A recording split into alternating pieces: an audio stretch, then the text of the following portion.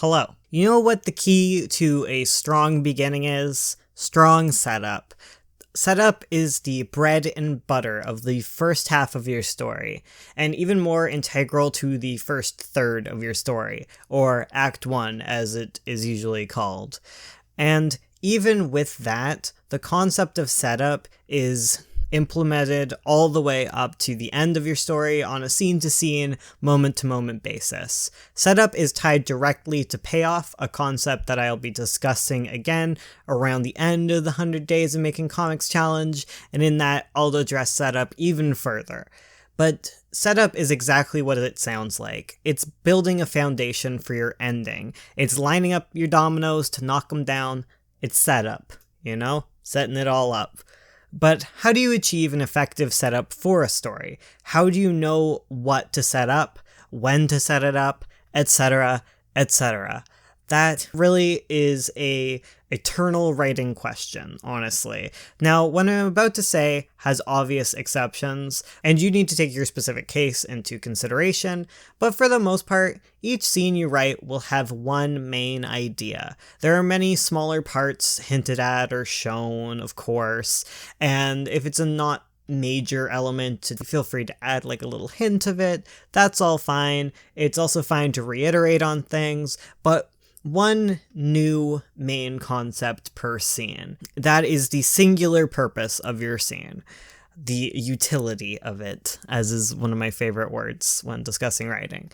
So when you're writing a scene, basically the more concepts you start to add that are new to your reader, be that character relationships, character quirks, backstory, anything new and large, the less your audience is actually going to absorb of said information.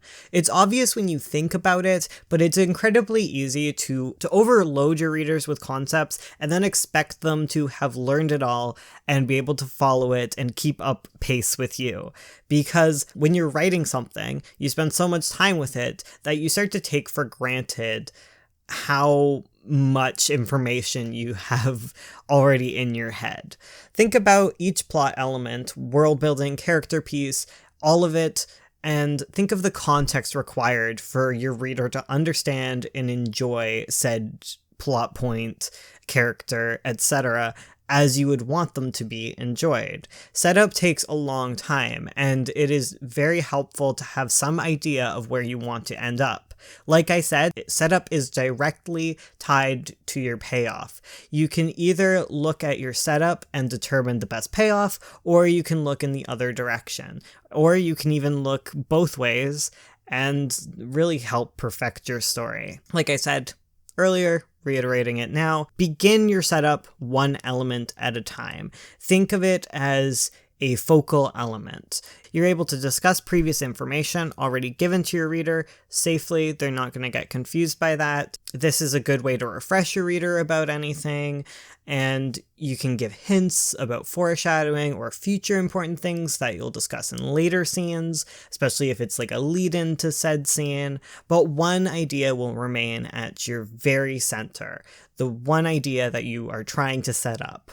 Honestly, a lot of setup is like making a lesson plan, like trying to teach someone something. Let's think of an example of a payoff that needs a setup, and then we can break it down into key elements that you'd need in order to make said payoff, and then we'll break those all up into kind of scenes, basically. So our payoff that we're building towards is that a magically powered cat releases a powerful wave of energy and totals a downtown center. You could start with that, and then it could be a mystery as to like why this cat showed up, or we could never address it. But let's say we want to set this up. Let's say this is a major part of our story here. And it is integral to know why this cat came into existence. So number one, we need to address how this cat acquires magical powers. And sub-points to that are that we need to show that a wizard showed up in town, we need to explain the basics of how magic work, and we need to show our cat causing mischief with said wizard and accidentally acquiring the powers. A second element that we need to address is our downtown center. If we want to have a big explosive scene there, it's very good to set up a setting. So we need some information on this setting. What is it like? And we need some information on what sort of characters will be there. If we're going to have characters in the place reacting to that cat and they're going to be main characters, we better set them up. And that has its own group of subpoints, but we won't even get into that. And number 3, we need to address said surge of energy. What causes the surge of energy? Should we hint at something even earlier? Is this going to be a much larger plot point? Or is it just a fluke accident? We need to address where the surge of energy came from and whether or not it's important to set this up. And that's sort of the basis to setting up our magical cat explosion. Like, sometimes it's okay to not dig deep into setups further. Sometimes the explanations need to stop at some point because they will start changing the makeup of your story. Like I said, maybe there is no explanation needed to how our cat acquired magical powers. Maybe we just need a magically powered cat that shows up, and maybe it's a mystery as to why this cat showed up. Like, maybe down the line we'll learn about it, in which case we need to have a character reacting to this cat and being like, where did they show up? And sort of have a integral scene where we address that we are about to solve a mystery. That is a setup element, okay? Like, I hope in this example it sort of comes across less clinical and boring than explaining this concept. Because I always find the difficulty of, like, when I say that you need to address one element at a time, like a lesson plan, you start to think of things as really boring. But just because you're setting up a world, characters, plot, it doesn't mean your scenes have to be dry lesson plans. You don't have to always do your omniscient prologue explanation. You can show your key concept in any way that you feel works. Like, explaining how magic works isn't like a textbook. You don't need a character to sit down and be like, this is magic and this is where it came from. You can just straight up show your wizard experimenting on a hamster and turning them into a demon, and that will explain, like, oh, this is magic and it can turn hamsters into demons. Okay. So when the cat gets struck by magic, we're like, oh, okay, that cat's gonna turn into something horrible because that's what happened to the hamster. So I can make connections here. So that is sort of how you can set up concepts. Like, they don't have to be dry and clinical when you explain them, but you need to be aware that each time you're writing a scene, you're trying to set something up, and you need to figure out how you want that to come across. And again, you can continue to show things that were already addressed.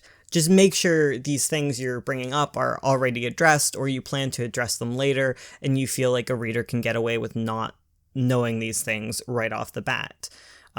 This goes from, like, character information to plot to anything that you need to set up. Like, you might want to set up your wizard's personality at some point, but once that personality is set up, you can continue moving through it and just having a fine time. It's difficult to know what to set up at the right points. Like, I'm not saying any of this is easy, but you do need to consider it. And an excellent way to do this outside of your own writing is to go through comics you like and break them down scene by scene and try and determine what's the key element that's trying to be addressed at that point. And from then on out, make note of how that key element gets repeated later, and it's sort of a side point to a new main point of a next scene. I found this sort of thing incredibly helpful when I was learning how to write. So yeah, break down stories you like, and hopefully that will start to give you a sense of how setup works. And when you're writing down all of these key scenes and you reach the ending, then see how each of these setups pay off. You will find that the earlier something is set up, the larger the payoff at the end will be, or it will be addressed very early on, but usually it'll get built up upon. The stuff that you address at the beginning is definitely a lot more majorly tied to the very end of your story. Okay? I don't know if that makes sense. This is a very difficult topic. I'll be answering questions on Saturday, so there you go. Thank you all for watching. Thank you all for being wonderful, and I'll see you guys next time. I'm sorry this is late. I had another appointment because I'm constantly at appointments. Okay, goodbye.